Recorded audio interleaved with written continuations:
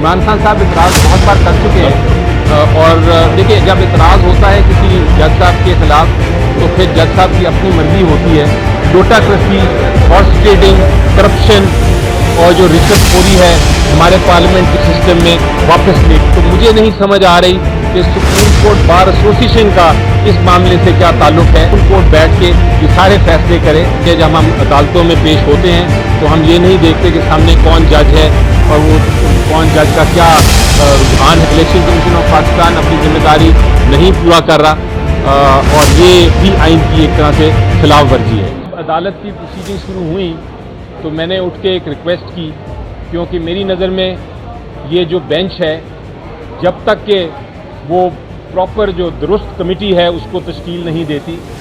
मेरी नज़र में ये बेंच जो है वो गैर आइनी, गैर कानूनी है और इसका कोई भी फैसला जो है मेरी नज़र में, ये मेरा नुक्ता है, वो कोई भी फैसला जो है वो ये नहीं कर सकती इस रिव्यू के बारे में ये वाला बेंच, जब तक कि जस्टिस मंसूर अली शाह साहब जो हैं, जो बेंच जो कमेटी का हिस्सा हैं, जब तक वो कमेटी में नहीं बैठेंगे और कमेटी नया बेंच नहीं बनाएगी, इस बेंच में वो ताकत नहीं, वो कानूनी ताकत नहीं कि वो किसी किस्म का फैसला दे सके। ये ऑब्जेक्शन मैंने लेनी चाहिए थी आज सुबह, लेकिन अदालत ने कहा कि पहले हम सुन लेंगे सुप्रीम कोर्ट बार एसोसिएशन के प्रेसिडेंट को और उसके बाद फिर हम आपको सुनेंगे, तो हो सकता है कल मुझे इन पॉइंट्स पे सुना जाए। इसके अलावा भी हमारे बहुत पीटीआई के और इमरान खान साहब के बहुत मेजर और सीरियस किस्म के ऑब्जेक्शंस और शिकायत हैं और इतराज़ात हैं कानूनी, क्योंकि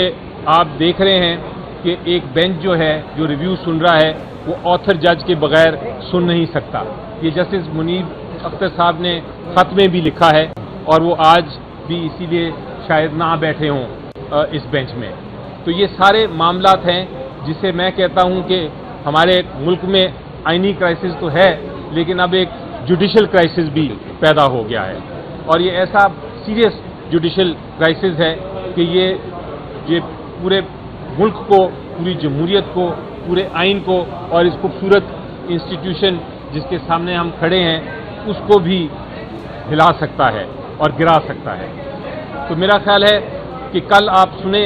बहस, इंशाल्लाह उम्मीद यही है कि जज साहिबान उस बहस के बाद इस बेंच को ख़त्म कर देंगे और जो आइन और कानून के मुताबिक है, जिस तरह सुप्रीम कोर्ट को चलना चाहिए, उसके मुताबिक फिर फर्दर प्रोसीडिंग्स होंगी इस केस में। एक आखिरी बात मैं ये करना चाहूँगा कि मुझे एक और बहुत बड़ी परेशानी हुई ज़ाती तौर पे, और वो परेशानी ये है कि सुप्रीम कोर्ट बार एसोसिएशन यानी जो वकला का सबसे बड़ा एसोसिएशन है, उनका काम बेसिकली ये होता है कि वो वकीलों के फलाह बहबूद के लिए खड़े हों, जमहूरियत के असूलों के लिए खड़े हों, आइन के लिए खड़े हों। ये केस जिसमें सुप्रीम कोर्ट बार एसोसिएशन ने रिव्यू फाइल किया है, उसमें सुप्रीम कोर्ट बार एसोसिएशन ये रिक्वेस्ट कर रही है कि जनाब लोटाक्रसी, हॉर्स ट्रेडिंग, करप्शन और जो रिश्वतखोरी है हमारे पार्लियामेंट्री सिस्टम में वापस लेके आएँ और वोट्स करने दें। जिन लोगों ने अपनी पार्टीज़ को अपना ज़मीर बेच के पैसे लेके वोट्स बेचे हैं, उनको वोट करने की इजाज़त दी जाए। तो मुझे नहीं समझ आ रही कि सुप्रीम कोर्ट बार एसोसिएशन का इस मामले से क्या ताल्लुक है। अगर कोई पॉलिटिकल पार्टी होती, सियासी जमात होती, वो रिव्यू फाइल करते तो शायद समझ आती थी, लेकिन सुप्रीम कोर्ट बार एसोसिएशन का इस रिव्यू से कोई ताल्लुक नहीं। ये भी बहरहाल कल सुबह बहस में आप सुनेंगे अगर हमें मौका मिला बहस करने का। देखिए, इस सारे क्राइसिस का एक हल है और वो हल मंतक के ऊपर बेस्ड है। वो हल एक तरह से प्रूडेंट प्रैक्टिसेस जो होती हैं, यानी कि आप दूरअंदेशी से सोच के, एक सोच समझ के एक एक्शन लेते हैं और इसका हल ढूंढते हैं। तो इसका हल बड़ा सिंपल है और पहले सुप्रीम कोर्ट, पहला जो क्राइसिस था जो सजाद अली शाह के ज़माने में, जज साहब के ज़माने में हुआ था, वो फिर सुप्रीम कोर्ट ने बड़ी खुश उसलूबी से उसको रिजॉल्व किया। और वो उस खुश उसलूबी का तरीका क्या था?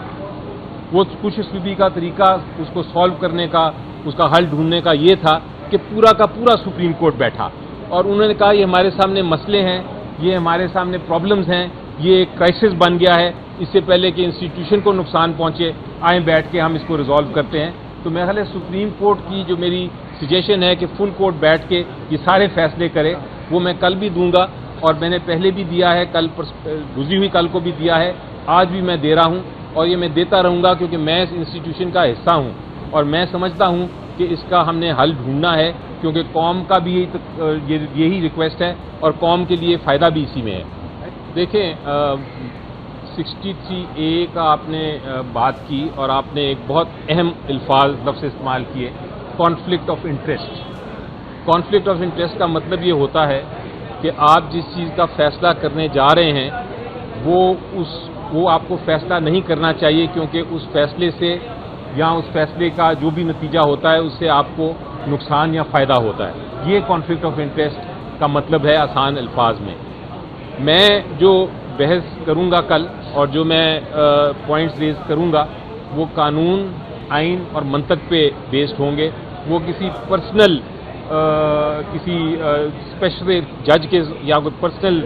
کامنٹس نہیں ہوں گے, وہ بالکل قانونی نکات ہوں گے. اور مجھے یقین ہے کہ وہ جو قانونی نکات ہیں وہ اتنے وزنی ہیں, وہ اتنے بھاری ہیں, وہ اتنے درست ہیں اور اتنے قانون اور آئین کے مطابق ہیں کہ وہ انشاءاللہ ان کو منظور کیا جائے گا. یہی ہماری امید ہوتی ہے. جب ہم عدالتوں میں پیش ہوتے ہیں تو ہم یہ نہیں دیکھتے کہ سامنے کون جج ہے اور وہ کون جج کا کیا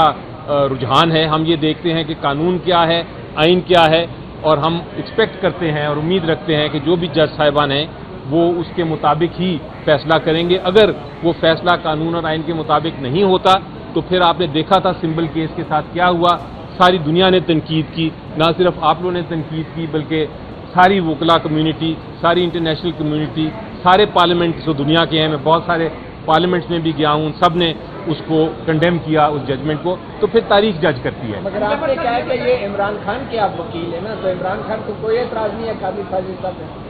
عمران خان صاحب اعتراض بہت بار کر چکے ہیں, اور دیکھیں جب اعتراض ہوتا ہے کسی جج صاحب کے خلاف تو پھر جج صاحب کی اپنی مرضی ہوتی ہے. یہی قانون ہے کہ وہ اس کو پھر بھی اس کو سنیں یا نہ سنیں. وہ اعتراض کیا تھا اور انہوں نے کہا پہلے کہ میں اس کو سنوں گا, تو وہ ان کی مرضی ہے, یہی قانون ہے. آپ نے درست فرمایا کہ ایک نارمل حالات میں تو جب ایک دن کا بھی ڈیلے ہو اور آپ نے تاخیر سے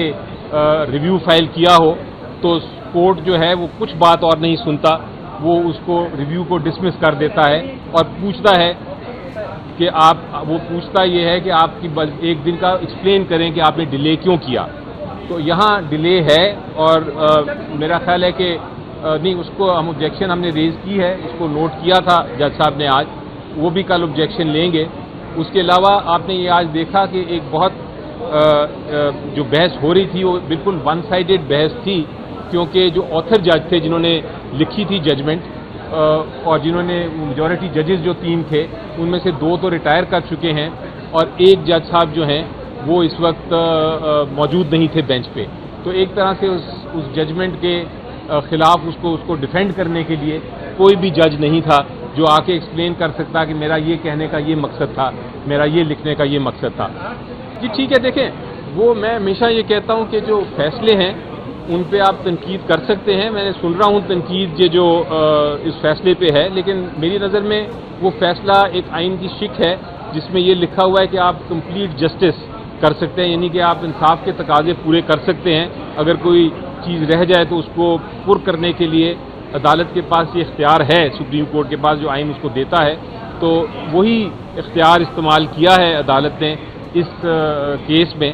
اور اس پہ آپ اس کے ساتھ اگری کر سکتے ہیں یا نہیں کر سکتے, وہ آپ کی رائٹ ہے. لیکن بہرحال ججمنٹ ابھی ہے, اور جب تک یہ ججمنٹ ہے قائم, اس کو امپلیمنٹ کرنا الیکشن کمیشن آف پاکستان کی ذمہ داری ہے. الیکشن کمیشن آف پاکستان اپنی ذمہ داری نہیں پورا کر رہا, اور یہ بھی آئین کی ایک طرح سے خلاف ورزی ہے.